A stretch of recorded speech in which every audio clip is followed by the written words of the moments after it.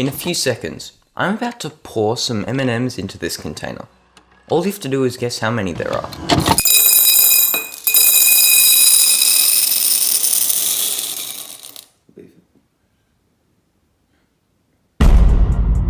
I remember being like 5 years old and trying to answer that very question. At the time, my genius child brain thought that the best strategy was just to count them all, one by one. I was a very smart child. But those were the old days. We now have technology. So let's cheat the system and ruin the fun for everyone.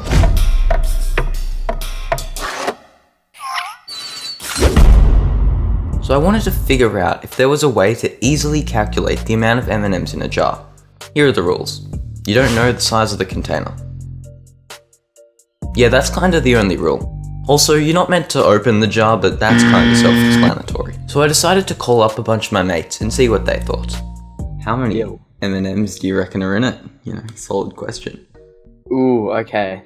How long do I get? I don't know, take your time, I guess. Cool. I know there's a way you do this. You count as many as you can see, on each row, and then you do some math or something. Nice. 1, 2, 3, 4. Let's just say there's 5 next to 5.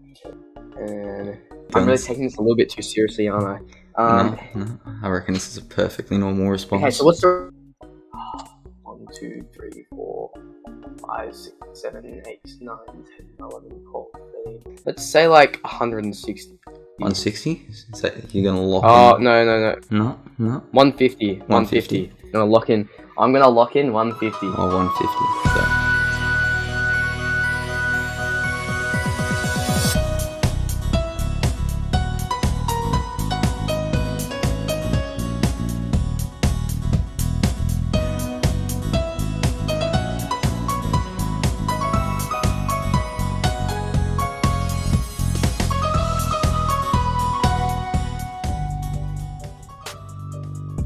There were actually 363 M&Ms in this jar. If you got close, congrats. But why do so many people suck at estimating how many M&Ms there are? This line is exactly 10 times longer than the other one. You could probably figure that out quite easily, because, well, it just makes sense. And this square is also 10 times bigger than that other square, which is a little more counterintuitive, because it looks, well, not 10 times bigger anyways. And then in 3 dimensions, it's even weirder. This cube is 10 times bigger, but it literally only looks twice the size. And I think that's why people always say there's half as many M&Ms as there actually are. And this is called the 3D things look smaller than they actually are, and this confuses people in stuff lore. It's very scientific, look it up.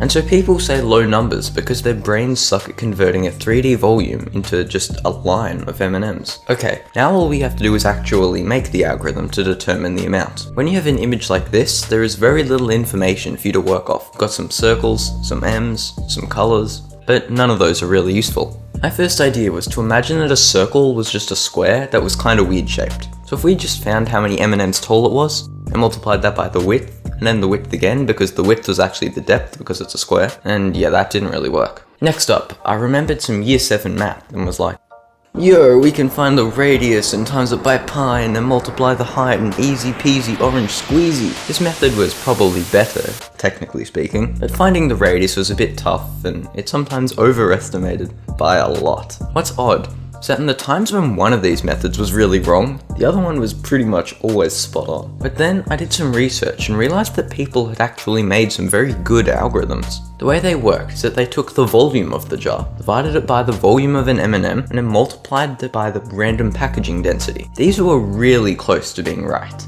Basically, the random packaging density, or RPD, is the ratio of space that is filled by M&Ms compared to the space that is air. Like these coins here have space between them, so the RPD would be the space of the coins divided by the space that is empty. It's a number between 1 and 0. If they fit perfectly together, they get a 1, and if it's, well, empty, it gets a 0. Hopefully that made sense. The RPD of M&Ms happens to come out at about 0.65, but I changed it to 0.75 because I found it worked better. But if you look at that above equation, it uses the volume of the jar, and unfortunately, we don't have that measurement available. Or do we? By measuring some M&Ms, I worked out that the average diameter was around 1.3 centimeters. For you Americans, that's like 1/8440th of an NFL pitch. Now, if we can find the diameter of an M&M and multiply across, we can get the diameter and the height of the jar. This means we can do some math and work out the volume of the jar in centimeters cubed. Then by knowing that the volume of an M&M is roughly 0.6 centimeters cubed, we can divide the two values, then multiply it by the RPD, and voila.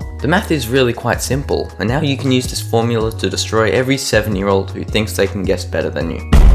Okay, so it's Editing Wooly here, and I just realized I didn't really actually explain how to use it. So basically what you want to do is open up like a Photoshop document or something, and you want to measure the width of one M&M, and then with that width, you want to go all the way across and all the way up using that same thing. Then you want to count how many M&Ms wide and tall it is. I don't know if that makes sense. And then you want to plug those numbers into this Excel spreadsheet I made. And then yeah, that should be your final answer.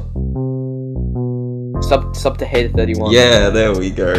Yes, subscribe. Remember to sub to Hater 31 and sub to Woolly Cow. No, because by you watching this video, remember to like and comment on this video. Because remember, it's like subscribing is free, and you can always unsubscribe in the future. But if you do, then I'll come and take your cookies.